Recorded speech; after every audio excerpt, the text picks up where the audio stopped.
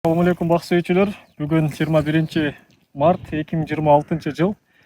Біз Бишкек шаарынан 20 км алыстағы Полтовка деген айылда тұрамыз, Қарабалтаның жанында. Бұл жер мындан 4 жыл мұрда құрылған полукарлик алма бағы.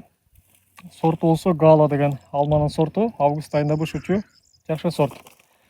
Біз бұларда бұтағанды көрсетіп береміз. Бұл жерде мен бұл бақ Нуранов фондына тиесілі бір бақ. Көчөт егілген жылдан баштап мен консультация беріп, өзім бұтап беріп келем. Бұл жерде бірінші эле қарасаңыздар, мо тике кетип атканды алып, жарықтын ичкериге кирүүсүнө жардам беребиз.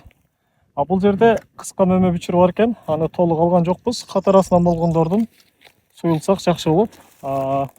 Ичине кетип аткан бутактарды алып коебуз. Булардын баардыгы мөмө бүчүрлөрү. Былтыр дагы мөмө алынган. Бул назиктерин алат экенбиз. Бұларды қысқартамыз, мақсат шақтасын бұл жаққа. Анан мөмө бүчүрү көп болгондуктан бұларды бираз қысқартпасақ, мөмөнүн көлөмү кичинекей болуп калат. Калибровкасы чоң болуш үчүн оларды қысқартып, мөмөнүн санын азайтабыз. Башкача айтканда, азыр эле суюлтуп коюп атабыз.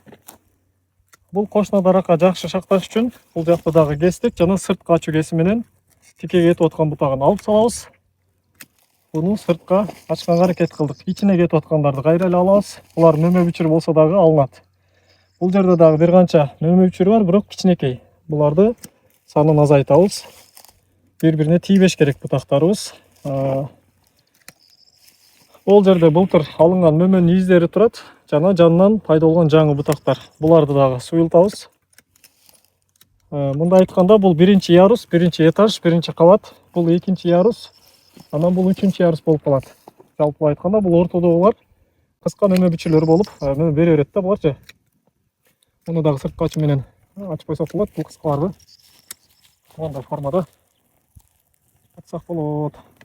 Же мөмө бүчүрүнөн же сыртка кеткен кенен градустагы бутактан алынат. Могул жерде кош бутактар, бирөөсүн бул жака багыттадым, бирөөсүн ар көздөй багыттадым, бири-бирине мешать этпеш үчүн. Андан башка бұл жақта біраз салмақ көбірек екен, мұнда алып қойыр әлі. Ең үстіңкі бұтақтар қалды. Бұларға дағы бұтақ ішкі болғандығы үшін чоң секаторды салсақ чайнап қояды. Кішінекей секатор менен аккуратно кескенге әрекет қылабыз. Ең аяғында үшін жерде дағы кескенге әрекет қылабыз. Бұл жерден шақташ мақсатында.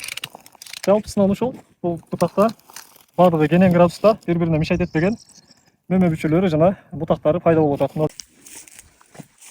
Assalamualaikum tuğanlar. Nuran fondun almaları.